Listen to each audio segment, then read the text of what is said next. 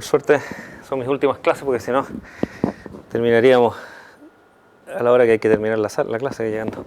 Me queda esta clase y la próxima nomás y después cambian de vuelta de profesor, eso para sufrir. Porque así es el acuerdo, es mi Timota. Está bien, sufran nomás. Para que sepan que hay cosas peores. Ok. En realidad nos equivocamos en el schedule de las clases, así que las próximas dos clases son bien apretadas. Porque en realidad estaban pensadas para hacer más clases. Para la próxima vez nos va a salir mejor. La idea de hoy día es ver básicamente lo que es ruteo externo, o sea, cómo se rutea en el Internet en grande, ¿no es cierto? Y vamos a ver un capítulo rápido de seguridad. Lo que voy a hacer es dejarles todos los slides que no vamos a ver, de modo que los pueden tener de referencia, pero en realidad eso se puede averiguar en un montón de lados. Estoy dejándoles solamente la parte medular, digamos, de la materia, ¿eh? Entonces, en ruteo externo, ruteo externa en realidad daría para un curso entero. Uno podría hacer un curso completo de BGP4 y cómo configurarlo y qué sé yo, porque está lleno de encantaciones mágicas. Pero acá vamos a ver básicamente los conceptos básicos que importa recordar. Y bueno, si algún día les toca configurar eso, van a tener que aprender un montón de otras cosas. La idea es la siguiente, es el mismo problema de ruteo interno, o sea, de RIP y de SPF. O sea, lo que yo quiero es generar las tablas de ruta. Y esas tablas de ruta queremos que se generen automáticamente. O sea, si aparece una red o desaparece una red, mágicamente se aprendan. Y ahora estamos hablando del Internet completo, o sea, de aquí en el core del Internet y no en los extremos, ¿no es cierto? Eso ni siquiera es como el problema de Chile, por ejemplo, sino que es más bien el problema del mundo completo, ¿eh? Entonces, para eso, lo que uno hace primero es dividir el sistema en lo que vamos a llamar sistemas autónomos, y después lo que uno hace hoy día es hablar un protocolo que se llama BGP4, que es toda la magia del sistema, ¿eh? Ok, la división de Internet en sistemas autónomos, la idea es que yo no puedo, a pesar de que en la tabla de ruta yo necesito tener prefijos de red, ¿no es cierto?, que digan todos estos prefijos que dan en tal dirección, no puedo calcular el árbol cubriente o qué sé yo en base a prefijos de redes demasiado grandes y hay demasiadas entradas. Entonces lo que voy a hacer es agruparlas, ¿ya? Y las vamos a agrupar en una entidad administrativa, digamos, casi, ¿cómo se llamaría? Casi en forma a mano, digamos, ¿no es cierto? O sea, porque decidimos que fuera así, ¿no? Y entonces lo que vamos a hacer es que en el fondo vamos a rutear en base a un conjunto de redes. Mientras más grande el conjunto de redes, mejor, digamos. Y ese conjunto de redes le vamos a poner un número que se va a llamar un sistema autónomo, ¿no? Un autonomous system. Entonces la idea, la definición vaga que uno encuentra, si ustedes buscan autonomous system en algún lugar, así como en la Wikipedia, lo van a encontrar. La definición vaga es que es un conjunto de redes IP que están bajo la misma administración. ¿Qué significa eso? Al final depende simplemente de lo que nosotros decidamos, ¿eh? Lo que importa es que cuando BGP4 difunda sus tablas de ruta y decida caminos mínimos, etcétera, en realidad lo va a hacer en función de sistemas autónomos y no en función de redes, ¿ya? La gracia es básicamente que hay mucho menos sistemas autónomos que redes IP. Entonces, mientras menos sistemas autónomos yo tenga y más pueda agrupar las redes IP, mucho mejor, ¿ya? Ahora, ¿cómo se hace para que esto funcione? La idea, por supuesto, es que los sistemas autónomos sean lo más grandes posibles.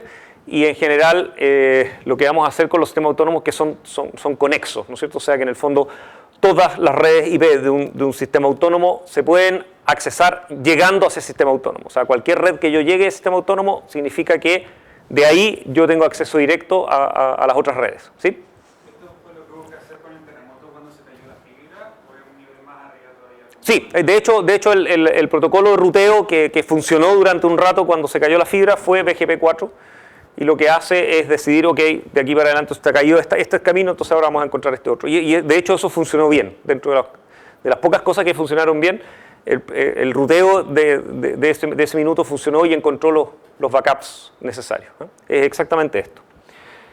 Entonces, la idea, digamos, abstracta sería que Internet ahora lo vamos a ver como una especie de red de sistemas autónomos, una cosa como así, ¿no es cierto?, donde mientras más redes IP yo tenga acá adentro, mucho mejor.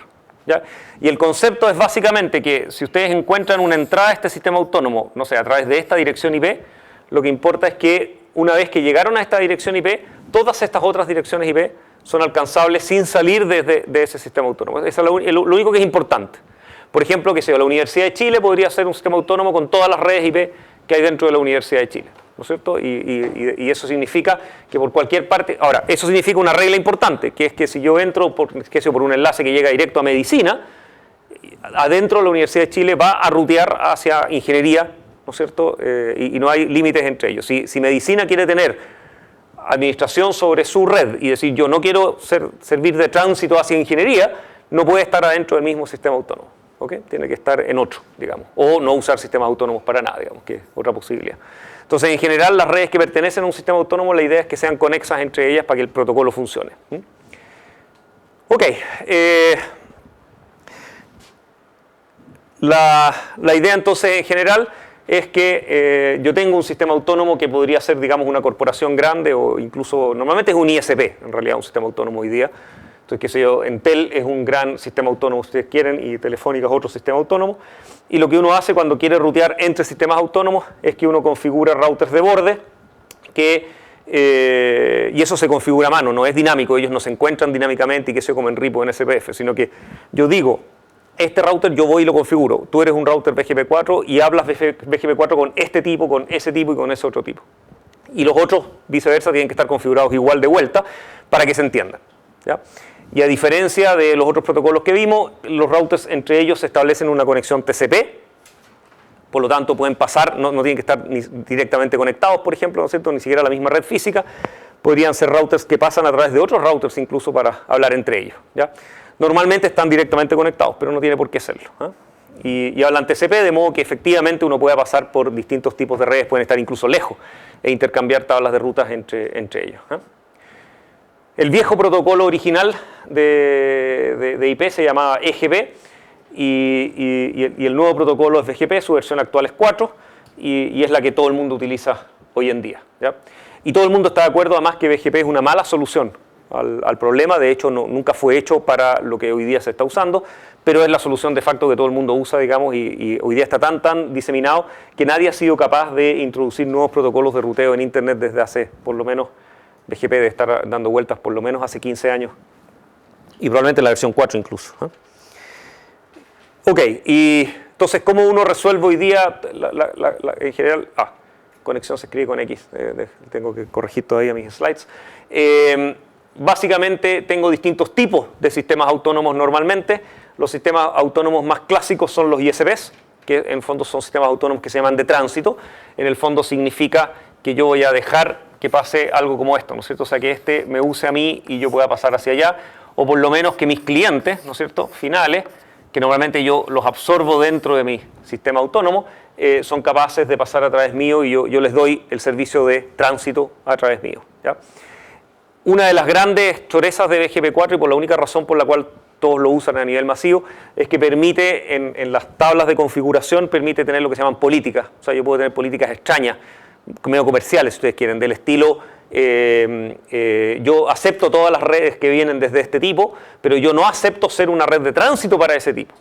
¿Okay? O sea, yo me conecto con él, mis clientes pueden accesarlo a él, sus clientes pueden accesarlo a mí, pero yo mis otras salidas no se las doy a él.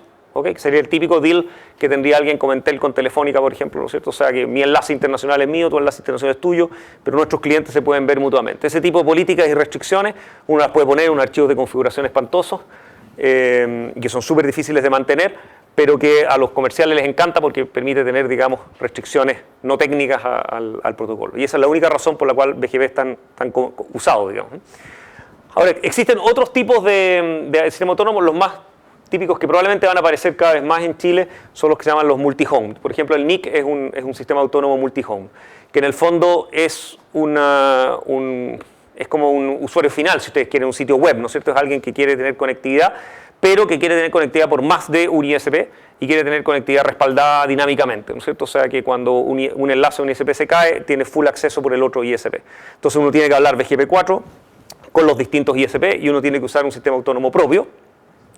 y normalmente las direcciones IP que uno tiene son direcciones IP de uno también, no son direcciones IP asignadas por ningún proveedor en particular, con lo cual, porque el esquema normal de un cliente típico, digamos, monoproveedor, es que el proveedor lo adhiere a su sistema autónomo, ¿ok? O sea, le da acceso a Internet, le da direcciones IP que pertenecen a sus prefijos y lo adhiere al sistema autónomo del mismo ISP. ¿Okay? Y con eso es como que lo traga dentro de su propia red. ¿Ya?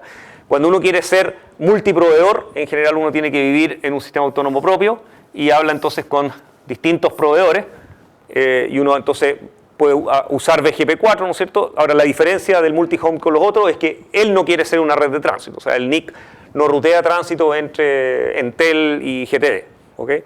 Pero está conectado a ambos y ambos lo rutean al NIC propiamente tal. Y en general uno maneja algún tipo de prioridad, ¿no es cierto?, diciendo que mi ruta por acá tiene favoritismo sobre esta de acá, pero en caso que esta falle, parte la otra sin problema. Entonces BGP4 en ese sentido es una buena solución para ese tipo de situaciones. Entonces normalmente son esos dos los que más se ven en el sistema.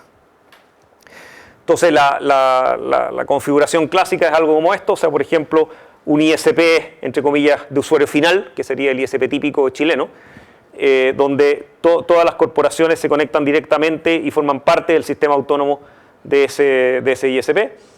Y normalmente entonces hay como puntos de intercambio de tráfico donde los distintos ASN se interconectan y hay como troncales de comunicaciones que son como ISP de más alto nivel. Por ejemplo, qué sé, un ISP como UUNet en Estados Unidos, que hoy día es como Welcome, son ISPs centrales, ¿no es cierto?, que proveen conectividad a ISPs en el fondo, ¿no es cierto?, son como de nivel supra, donde normalmente incluso algunos ISPs, si son muy simples, por ejemplo, son monoproveedores, pueden vivir dentro del sistema autónomo de su proveedor superior, ¿no es cierto? Y al final, entonces, la corporación, el ISP y el proveedor comparten el mismo sistema autónomo, si es que no es mi única salida y no tengo ningún problema de rutas hacia otros lados, es lo más fácil. Ok, y tenemos, por ejemplo, entonces, corporaciones grandes que deciden, ok, yo me conecto directo al ISP de nivel superior, ¿no es cierto? Un sitio en Chile podría elegir tener un enlace internacional directo, digamos, a un gran proveedor en Estados Unidos y pagar su propia fibra, y eso le da, por supuesto, mejor el acceso a Internet. Y tenemos también estos que están multiconectados a distintos proveedores de primer nivel. Lo que se nos olvidó dibujar es alguien como el NIC, que en el fondo sería una pequeña corporación que tiene enlaces a más de un consumer ISP, ¿no es cierto?, de modo de también balancear por lo menos localmente entre los distintos proveedores, ¿no? Y ese es como el esquema que uno trata de tener. ¿Cuál es el objetivo del protocolo propiamente tal? Es básicamente encontrar caminos, ¿no es cierto?, hacia los distintos objetivos. Y lo que se hace en el fondo es calcular caminos. ¿Se acuerdan de RIP, ¿no es cierto?, que era como un vector de distancia? Esto hace como lo mismo, pero en vez de un vector de distancia, un vector de caminos. O sea, en vez de tener mi distancia hacia el destino, medido en sistemas autónomos, lo que tengo es la lista de sistemas autónomos que tengo que atravesar para llegar a ese destino. Entonces, el largo de esa lista es mi métrica, ¿no es cierto?, que era el largo de RIP, pero lo importante es que tengo la lista con los números exactos, ¿ya?, y en el orden en que se atraviesan. Y eso es muy importante porque me permite entonces, al revés de RIP, me permite detectar loops, ¿no es cierto? O sea, si a mí me aparece una ruta y yo busco en mi camino y veo que ese sistema autónomo ya está en mi camino, entonces no lo tomo porque en el fondo estoy en un ciclo, ¿no es cierto?, y está repitiéndose el camino. Entonces, la idea del vector de caminos es detectar ciclos básicamente. Y la lista de caminos no son direcciones IP, sino que son sistemas autónomos. ¿Okay? Entonces, toda la detección de ciclos, etcétera, se hacen en tamaño de sistema autónomo. Entonces, el tamaño máximo que puedo tener, ¿no es cierto?, de mi vector de camino es como la totalidad de sistemas autónomos que hay en la red, que por supuesto es mucho menor que la cantidad de redes que hay en... De hecho, los sistemas autónomos se asignan en 16 bits, aunque están cerca de acabarse ya, por lo tanto no pueden haber más de 65.000, y en cambio direcciones IP tengo como 300.000, ¿no es cierto? Entonces me reduce en un orden de magnitud el problema, y en la práctica son mucho menos porque por supuesto es la lista total, ¿no es cierto? Y dada la topología natural de Internet, digamos, las distancias son mucho menores que la lista total de redes. De hecho, no tengo idea cuál es la distancia promedio, es un buen trabajo para mirar. Pero en general las distancias, el diámetro del Internet en routers es como más o menos 15, hoy en día 16 por ahí. Por lo tanto, si uno piensa en sistemas autónomos es menos que eso, ¿no es cierto? Porque esas redes están agrupadas. O sea, en el peor de los casos va a ser algo así como 15 o 16. Entonces, los vectores, buscar en esos vectores de camino los ciclos no es un trabajo muy terrible, digamos, ¿cierto? Y funciona, el protocolo, por lo tanto, es bastante eficiente. Ok, y en los backbones tenemos estos routers defaultless, ¿no es cierto? Donde, a pesar de que lo que uno aprende son caminos a sistemas autónomos, después lo que uno tiene que poner en la tabla son direcciones IP. No saco nada, yo no puedo armar una tabla de rutas con sistemas autónomos. Entonces, lo que aprendo siempre son direcciones IP. O sea, lo que se transfiere en el protocolo son redes, pero están agrupadas en sistemas autónomos. Y la detección de ciclo y los caminos mínimos para llegar se hacen en sistemas autónomos. Entonces, la visión es muy gruesa. O sea, por ejemplo, es posible que yo tenga un camino que en realidad era mucho más corto, pasando a través de este tipo y de este tipo, ¿no es cierto? Pero voy a tomar este camino, porque en sistemas autónomos es más corto, pero a lo mejor mi camino acá adentro es cualquier cantidad de routers y cualquier cantidad de hubs. ¿Se fijan? O sea, es posible, o sea, lo que uno trata es que adentro de los sistemas autónomos los caminos no sean muy largos, pero si este es un sistema autónomo grande, es posible que pasar a través de este me cueste, para llegar acá, me cueste mucho más que pasar a través de este otro. ¿Okay? Pero todas las distancias yo las calculo en números de sistemas autónomos porque para reducir la complejidad simplemente, ¿no? Entonces los caminos no son óptimos, pero son. O sea, yo sé que hay un camino por ese lado, no necesariamente es el mejor. Y lo otro es que uno espera que los sistemas autónomos estén más o menos geográficamente asociados, ¿no es cierto?, a ISP, o sea, están como asociados a la conectividad. Entonces, al final, en realidad, al final no resultan tan mal. En la próxima clase les voy a mostrar un ejemplo de cómo se usa BGP4, nosotros lo usamos en el NIC para el DNS, y cuando uno grafica exactamente cómo se balancea, en realidad al final funciona mejor de lo que, en teoría podría funcionar muy mal, pero al final en la práctica, dado que los sistemas autónomos están administrados por un tipo, el tipo en general tiene bien conectado su sistema autónomo, ¿no es cierto? Entonces en general sería raro que el backbone de Telefónica fuera de tamaño 100 routers, ¿no es cierto? Y todo fuera, porque sería lento para todos los clientes, ¿no es cierto? Entonces en general los tránsitos a través de los sistemas autónomos efectivamente son más o menos cortos, entonces no funciona tan mal, digamos.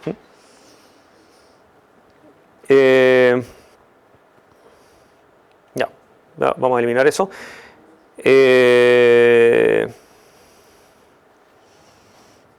Ok, los sistemas autónomos se identifican por un número que se llama el ASN y es un número que se pide igual como las direcciones IP a nivel centralizado. Hay un administrador de sistemas autónomos, ¿no es cierto? La misma gente que asigna direcciones IP portables también asigna sistemas autónomos y uno los puede pedir y tienen un valor y se pagan anualmente igual que las direcciones IP hoy día, digamos. Existe un ASN de 16 bits oficialmente. Existe un rango para ASNs privados que es por si acaso ustedes quieren dentro de su red hablar BGP4, pero no quieren que eso salga a la internet pública, se puede, para las grandes corporaciones se usan. Y es un rango que se está acabando y hoy día están pasando a un Autonomous System Number moderno que es de 32 bits, digamos, que es extendido porque ya 65.000 se nos está quedando chico, digamos.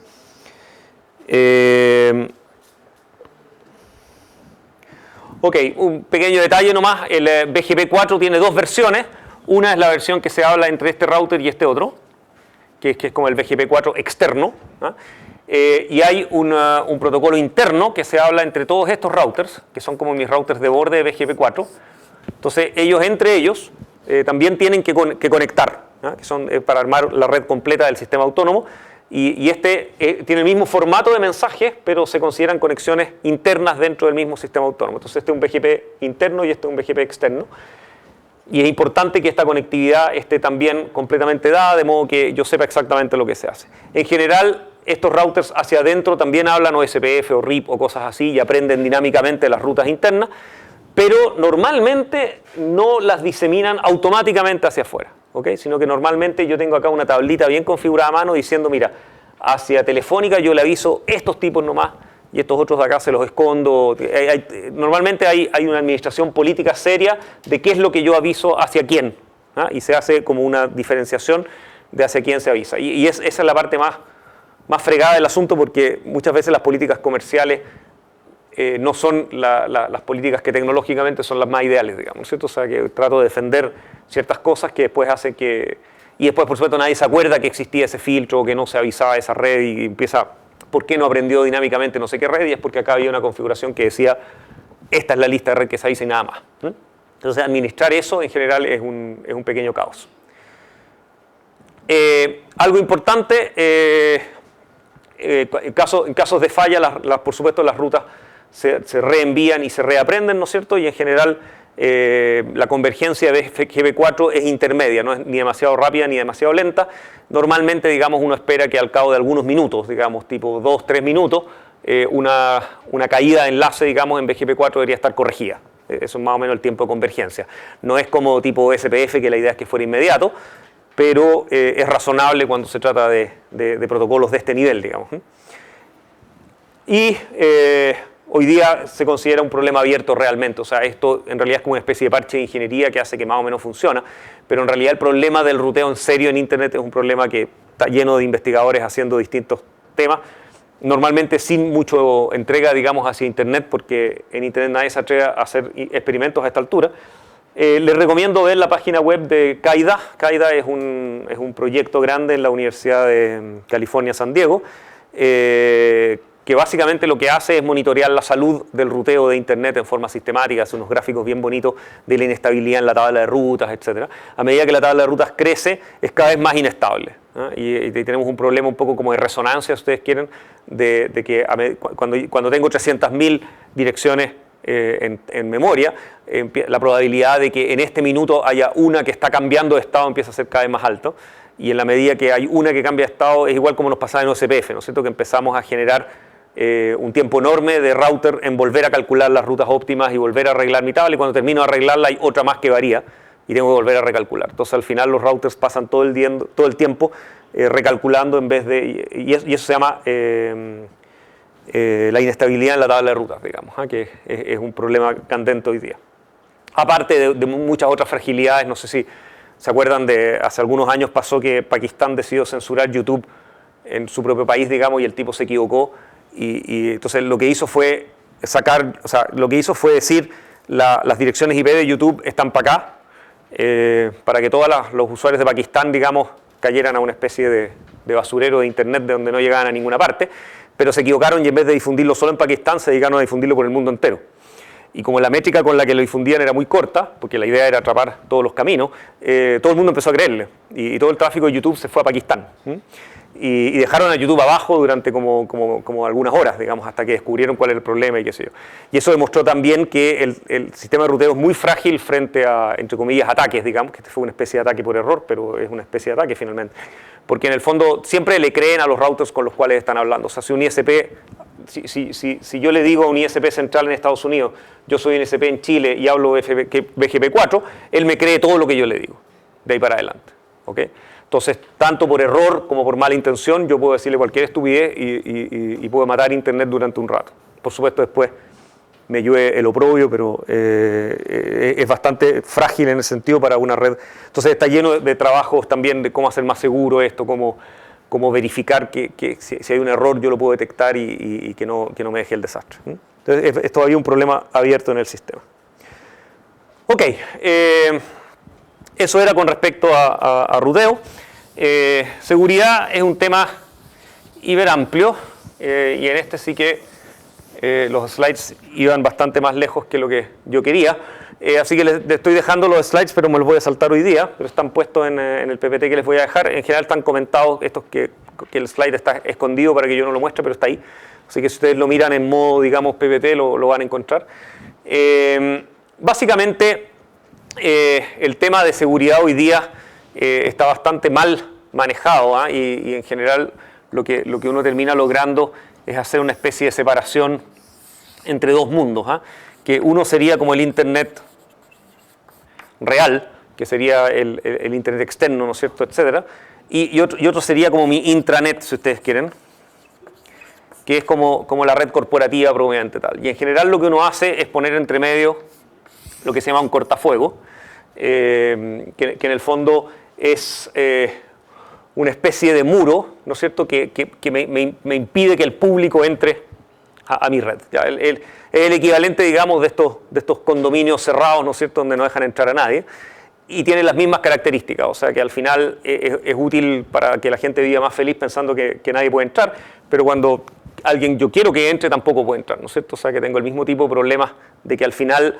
echo a perder, digamos, el Internet de forma sistemática, porque mi mundo ya no es accesible como era antes. Entonces, el concepto de un firewall en general es claramente un filtro de distintas características, ¿no es cierto?, que decide qué paquetes pueden entrar o no, o salir o no, ¿no es cierto?, desde mi red interna. ¿Ya? Y hoy día no hay básicamente ninguna corporación que se conecte a Internet sin un firewall, y probablemente la mayoría de ustedes en sus casas finalmente tienen algo parecido a un firewall en la entrada también, ¿no? Y eso, gracias a las chorezas de IP funciona, pero en general termina siendo algo bastante complejo, ¿no? La idea en general es utilizar un equipo que tenga dos interfaces, ¿no es cierto? O sea, que tiene dos redes, digamos, a las cuales está conectado. Un ejemplo típico sería, por un lado, tener el Ethernet del ISP y por otro lado tener una Wi-Fi para la casa, por ejemplo. Y equipos más sofisticados, tipo una corporación, van a tener acá un Ethernet hacia afuera y acá un Ethernet hacia adentro de alta velocidad, ambos. Y la idea es que el firewall es una especie de router, ¿ya? Pero la idea es que es un router configurado de modo que no rutee todo lo que llega, ¿no es cierto? O sea, en vez de ser un router que lo que trata es de hacer su pega en forma eficiente, este es al revés, ¿no es cierto? Trata de filtrar y de rutear solo aquello que, entre comillas, no es peligroso, ¿ya? Ok, ¿cuál ha sido la gran motivación para los firewalls? En realidad han habido dos, ¿eh? Uno es claramente el concepto de seguridad, o sea, la idea de que yo no puedo confiar que los computadores de los usuarios, los notebooks, etcétera, estén súper bien administrados con los antivirus al día, ¿no es cierto? Y con todos los puertos peligrosos cerrados, sin aplicaciones raras, etcétera. Más bien al revés, ¿no es cierto? Puedo estar seguro de que todos ellos están mal configurados y que está lleno de cosas peligrosas corriendo adentro. Y por lo tanto, empiezo a considerar que los computadores a los cuales yo les voy a dar acceso son una especie de enemigo peligroso. Y eso es algo que efectivamente ocurre cada vez más, ¿no? Por lo tanto, en el fondo tengo miedo de lo que viene desde Internet porque está lleno de ataques hacia mi red interna, pero también tengo miedo de mis propios computadores internos que están infectados de cualquier cantidad de cosas peligrosas y también pueden incluso generar ataques hacia Internet que después son responsabilidad mía. Entonces no confío ni adentro ni afuera, digamos, ¿cierto? Y trato de hacer que el firewall garantice que ese tránsito sea safe. Y la otra motivación, que no deja de ser importante con el tiempo, es el tema de las direcciones IP. ¿Okay? Que en el fondo cada vez es más difícil conseguir direcciones IP portables, oficiales, públicas, ¿no es cierto?, que sean ruteables a través de Internet. Y esta gracia de usar firewalls completamente cerrados me permite que la intranet use redes IP privadas, ¿no? ¿Cuál es la gracia de las redes IP privadas? Las redes IP privadas no existían en mi época. Yo cuando conocí Internet, todas las redes IP eran públicas, y solo existían las direcciones IP públicas. Y estas fueron inventadas a posteriori. O sea, básicamente, de repente alguien dijo, estas direcciones IP las vamos a reservar para redes IP privadas. Cuando yo leí ese RFC por primera vez, incluso me pregunté que para qué podría servir algo así, que no tenía ninguna lógica, porque en el fondo, si yo quería tener mi propia intranet, era cosa de inventar mis propias direcciones IP, usar cualquiera de las que yo quisiera. Total, en el fondo, tener una red IP privada significa que esa red IP es una especie de Internet en mentira, ¿no es cierto?, acá adentro, y que desde afuera esa red no es visible. ¿Ok? O sea, una red privada es una red que en Internet no existe. Significa que esas direcciones IP yo nunca las voy a informar hacia Internet y por lo tanto desde el punto de vista del Internet público esa red no existe. ¿Ya? Y en cambio acá adentro, cuando estoy dentro de la red, tengo mis propias IP y todo funciona bien. ¿Ok? El concepto de red IP privada nace básicamente porque si ustedes usan alguna IP acá adentro, incluso una IP que no está asignada en este minuto a nadie, ¿no es cierto? Si eventualmente esa IP se la asigna algún día a alguien en el Internet grande, efectivamente lo que vamos a hacer es como un problema ¿cómo se llama? De alcance, ¿no es cierto? O sea, mis IPs locales van a primar sobre esa red y por lo tanto esa red yo no la voy a ver nunca. ¿Ya? Ahora la probabilidad que esa red coincida con la mía y que sea una red que algún día yo quiera usar es más o menos baja. Que si se asigna una red en la mitad de China, digamos, y ustedes jamás en su historia van a accesar China, probablemente nunca se van a dar cuenta. Sin embargo, es verdad que desde el punto de vista de ustedes están bloqueando eventualmente pedazos del Internet público. Entonces la forma de evitar que eso ocurra es definir, ok, este es el rango de red, hay una clase A, un rango de clases B y un rango de clases C, que se dedican a redes IPs privadas, que en el fondo lo que quiere decir es que nunca van a ser oficialmente asignados a nadie, eso es lo único que importa. O sea, son redes que yo sé que nunca van a estar en el Internet público. ¿Ya? Y son estas redes típicas, las 10 punto algo, ¿no es cierto? Y la 198.62.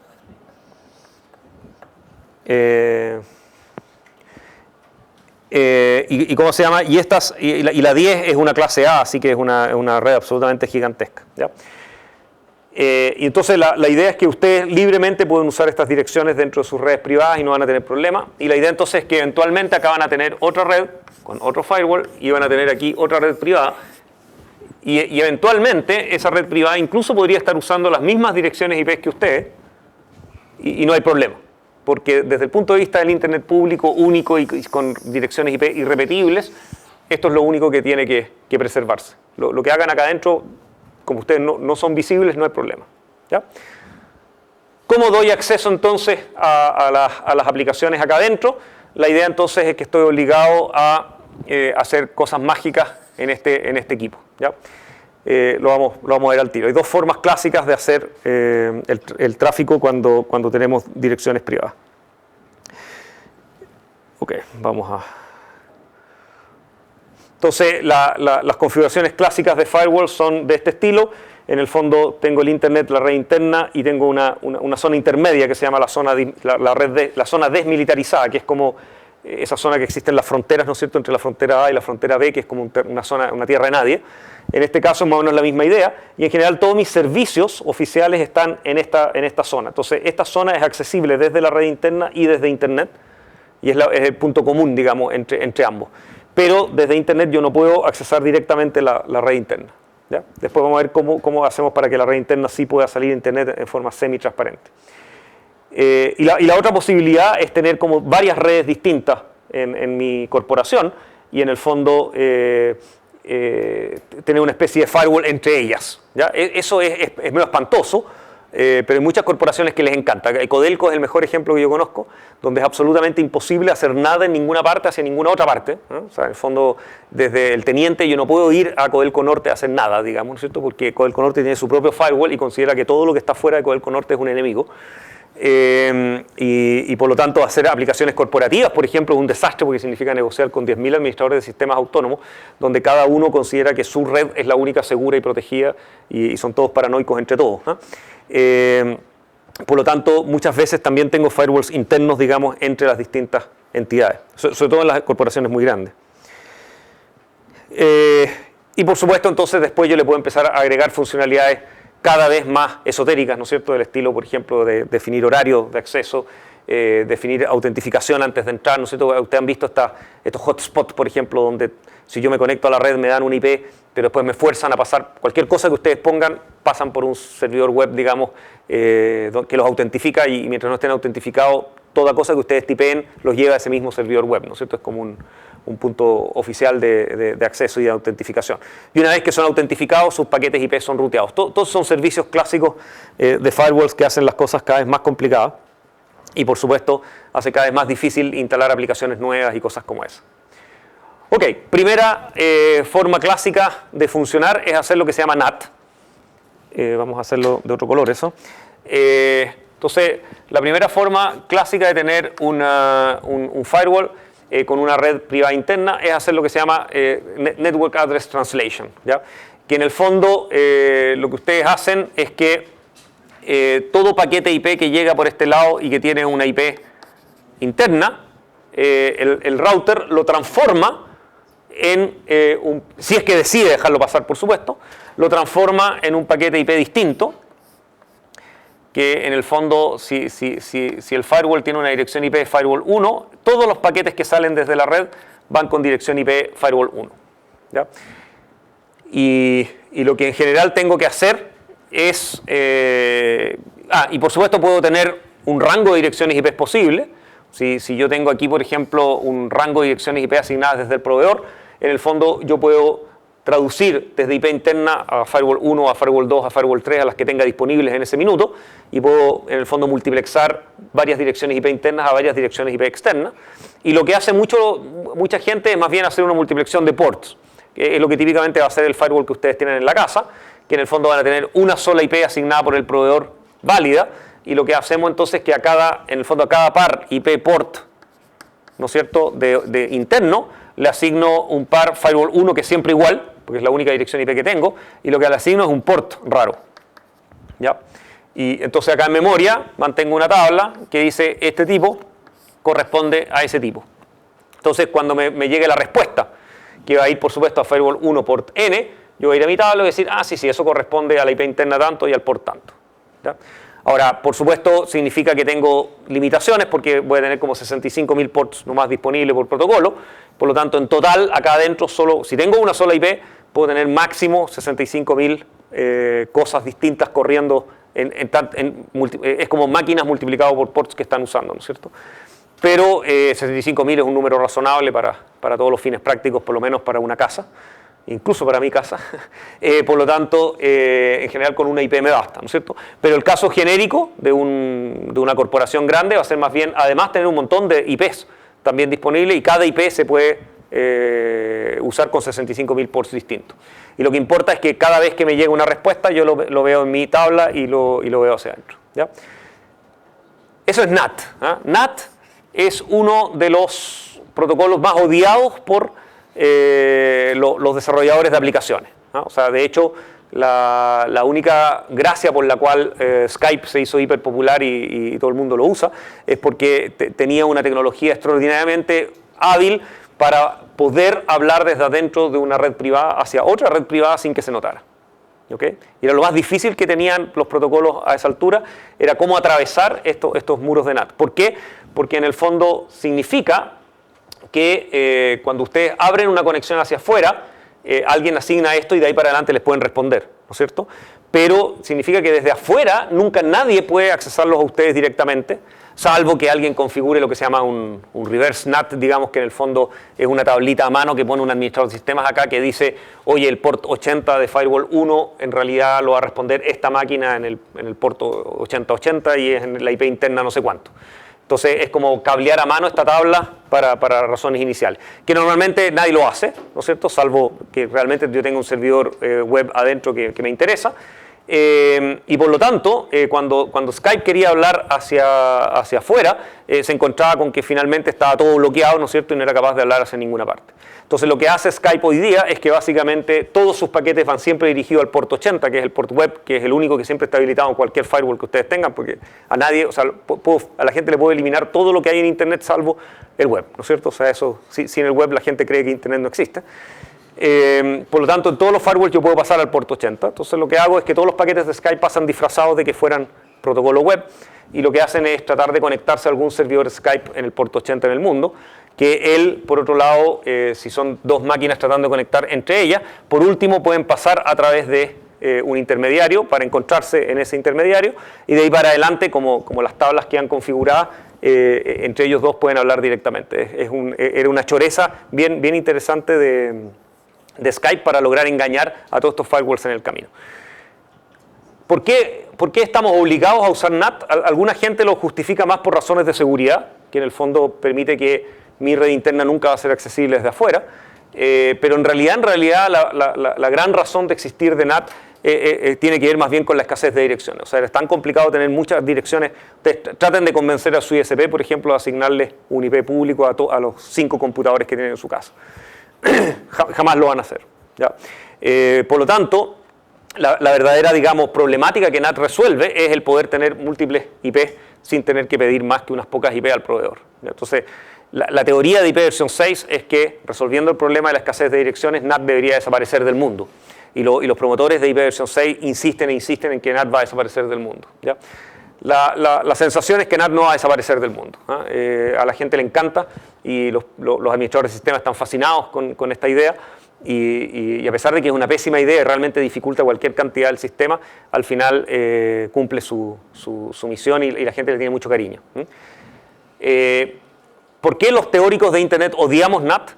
Porque en el fondo estamos echando a perder todo lo que inventamos. La gracia de Internet, ¿cuál era? La gracia de Internet era: todo computador conectado a Internet tiene una IP única y accesible de cualquier otra parte de Internet. Lo echamos a perder. ¿Ok? Y finalmente, la otra regla era: todas las aplicaciones tienen 65.000 ports disponibles para correr aplicaciones entre ellas. Y al final lo que estamos haciendo, en el fondo, es reducir el Internet a una IP y un port, que es el 80. Y eso es lo único que puedo accesar desde una enorme cantidad de lugares que en teoría están conectados a Internet, que en el fondo están detrás de IPs públicas. Entonces, cuando ustedes desarrollan, por ejemplo, un servicio innovador hiper sofisticado que corre en el port 80-90, ¿no es cierto? Y lo quieren probar de cualquier lugar del mundo, en la mayor parte de los lugares no van a poder probarlo. ¿Ok? Simplemente porque algún filtro en el camino los va a parar. ¿Dónde van a poder instalar ese servidor? Además, para que sea, si lo ponen, por ejemplo, dentro de la facultad, no van a poder accesarlo desde afuera. ¿Ok? ¿Por qué? Porque la facultad tiene una gigantesca red privada y les asigna direcciones IP y ustedes no van a poder entrar a su computador. Entonces, finalmente, es curioso porque en el fondo, si uno mira el caso de Skype, es lo más absurdo que hay. Lo que estamos haciendo es multiplexando todo el Internet en una IP y en un port, cuando teníamos cualquier cantidad de IPs y teníamos cualquier cantidad de ports, y ese era el concepto inicial, ¿no es cierto? Entonces, es como que por culpa de los administradores de sistemas, volvimos a las cavernas. Ok.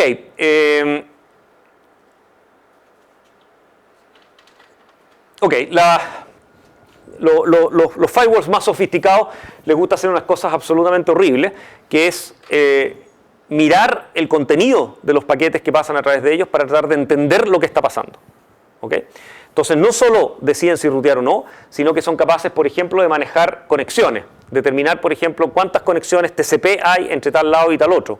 Determinar que esa conexión TCP, qué sé yo, está gastando demasiado, por ejemplo, es probablemente un flujo de video. Y entonces decir, ok, esto calzó con video, entonces de aquí para adelante lo castigo para que el resto de la gente no sufra, entre comillas. ¿Okay? Por ejemplo, acá nuestro administrador de sistema de la Universidad de Chile les encanta, ellos tienen la teoría de que YouTube es pura pérdida de tiempo, pura diversión y hay puras tonteras allá adentro, por lo tanto, si ustedes tratan de usar YouTube desde dentro de la facultad, ellos adrede, digamos, les configuran una peor prioridad hacia YouTube. Entonces, el peor acceso al planeta lo van a tener hacia YouTube, ¿okay?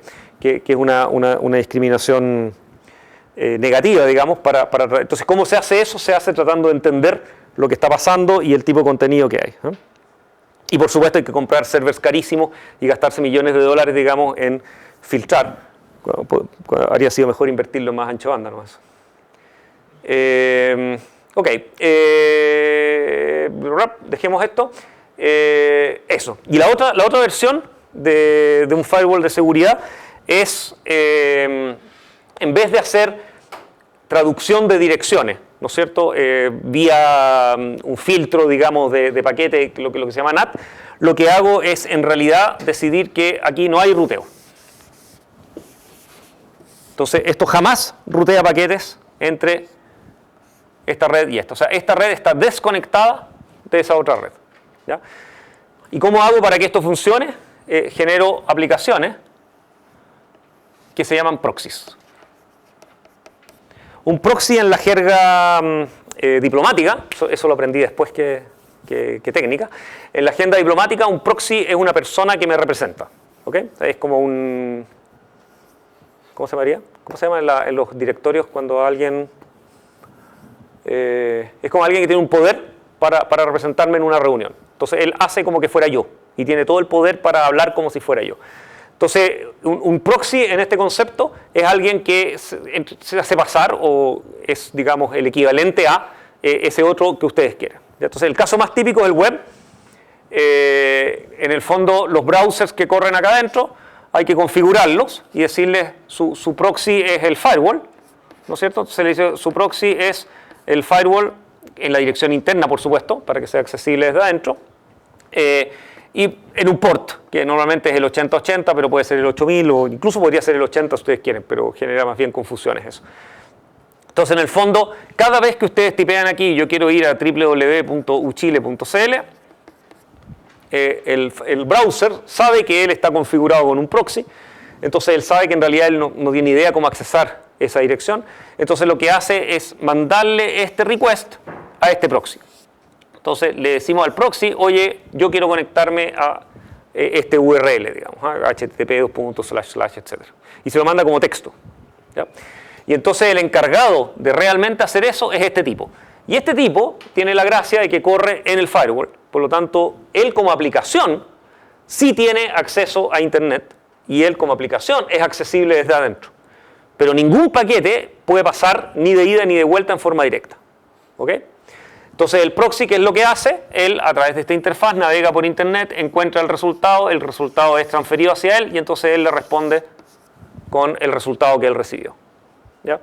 Uno puede hacer un proxy genérico, de hecho debería dejarles el código entretenido. Yo tengo un proxy genérico que uno muy simple, digamos, donde uno lo programa y yo le digo, tú escuchas desde este port y cada vez que te llegue algo te conectáis a esta máquina a este port. ¿Okay? Y es como un proxy que habla cualquier protocolo que ustedes quieran, porque todo lo que recibe lo envía para allá y ustedes lo pueden usar como un proxy web, de hecho, simplemente diciéndole todo lo que llega al port. Por supuesto, un proxy web fijo, o sea que en el fondo yo le digo todo lo que le llega al puerto 8080 mándalo a www.google.cl/80, ¿no es cierto? Y no es genérico, porque para ser genérico hay que hablar el HTTP de proxy, digamos, donde yo recibo el request y soy capaz de interpretarlo y qué sé yo, hay que ser más complicado, ¿eh? Pero uno puede hacer un proxy genérico acá que diga, mira, todas las conexiones que llegan acá al puerto 8080, tú en realidad envíalas a Google, digamos, y puedo hacer un Google interno en que la gente cree que eso es Google, ¿no es cierto? Y funciona para cualquier aplicación, de hecho, para cualquier protocolo. Ok, eso es desde adentro hacia afuera, ¿no es cierto? ¿Y cómo hacemos ahora para que desde afuera puedan entrar adentro? En el fondo tengo que tener una especie de proxy inverso. Por ejemplo, si yo quiero tener un servidor web de mi institución y lo quiero correr en esta máquina de acá, interna, ¿no es cierto? Entonces, claro, lo que tengo que hacer es poner acá una aplicación que escucha desde el puerto 80. Esta dirección IP de acá le voy a poner www.corp.cl, ¿no es cierto? Y lo que yo voy a hacer es que cada vez que alguien se conecta al puerto 80, yo como proxy transparente lo conecto en realidad a mi servidor web interno. Y lo que yo hago es que todo lo que me llega por este socket lo transmito a este y todo lo que me llega en respuesta lo transmito a este. Y si me llegan más conexiones voy haciendo fork de este tipo y todos estos se van conectando vía un socket nuevo a este tipo. ¿Okay? Entonces en el fondo genero una granja de servidores hacia afuera y una granja de servidores hacia adentro. ¿Ya? A la pasada puedo hacer otra choreza.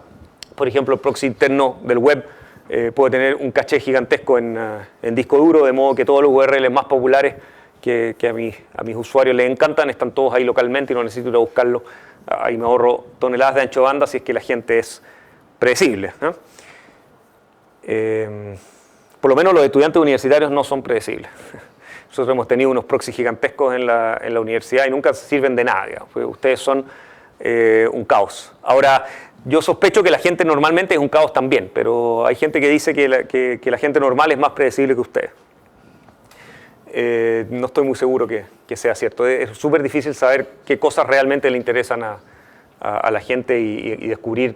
Entonces, tener un caché de varios gigas, digamos, no necesariamente ayuda al final demasiado. Y bueno, y hoy día, en que el contenido web es cada vez más dinámico, ¿no es cierto? La gente está más bien viendo películas en YouTube, ¿no es cierto? O viendo diarios que cambian todo el tiempo. Ese concepto de un caché estático no me sirve demasiado. Ok.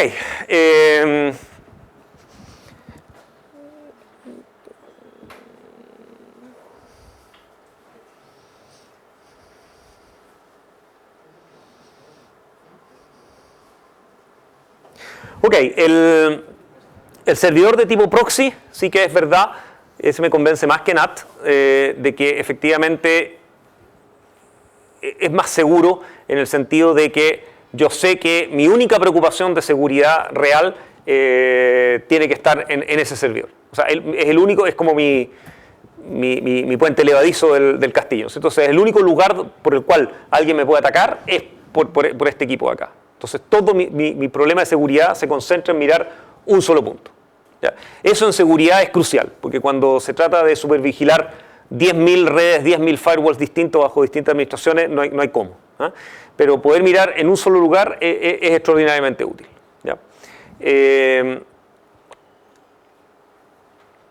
El único problema conceptual que tiene tener un firewall central es que, por otro lado, me puede hacer creer que estoy muy seguro y que no necesito preocuparme de nada más. ¿Ya? Y está lleno de ejemplos en los cuales empiezan a aparecerme conexiones adentro de la corporación, de la cual nadie se preocupa. Ejemplo hoy día sería algo así como, ok, tengo el notebook del gerente general, al cual, por supuesto, le doy acceso a todo, tiene una IP interna acá adentro, él vive feliz acá, y al tipo se le ocurre ponerme un modem 3G y conectarse a internet, digamos, a través de un ISP cualquiera, lo cual me genera mágicamente, de repente, un enlace en la mitad de mi organización que nadie tiene idea que existe, ¿okay? Y que tiene full acceso a internet.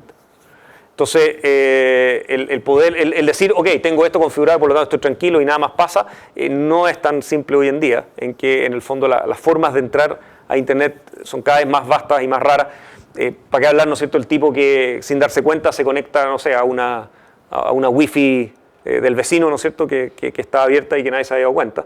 En el fondo, y por supuesto están todas las amenazas estúpidas del estilo del tipo que puso un pendrive y qué sé yo. No sé, han visto, hay un virus famoso que anda dando vuelta que ataca a los controladores SCADA de los equipos de control y en particular de los sistemas eléctricos.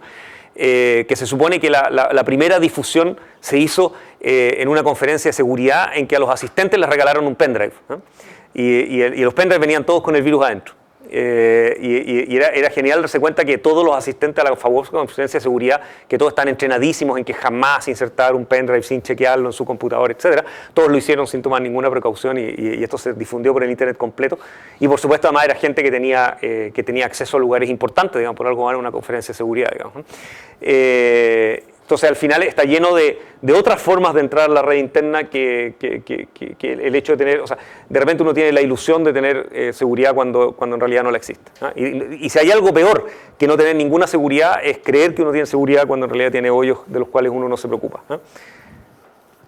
No sé cuánto, es un poco vieja ya la historia, pero había una película antigua de la Sandra Bullock en que hacía como de hacker de internet, y había una escena genial en que el tipo la llama desesperado y le dice que lo han atacado y que tienen toda la red infiltrada y qué sé yo, entonces la Sandra Bullock le pregunta y le dice, le dice, ¿pero usted tiene un firewall? Entonces el tipo dice, sí, le dice, acabo de comprar el último firewall, no sé qué, extraordinario, última versión, fabuloso. Y entonces la Sandra Bullock le escucha un rato y le dice, le dice, ¿pero lo instalaron?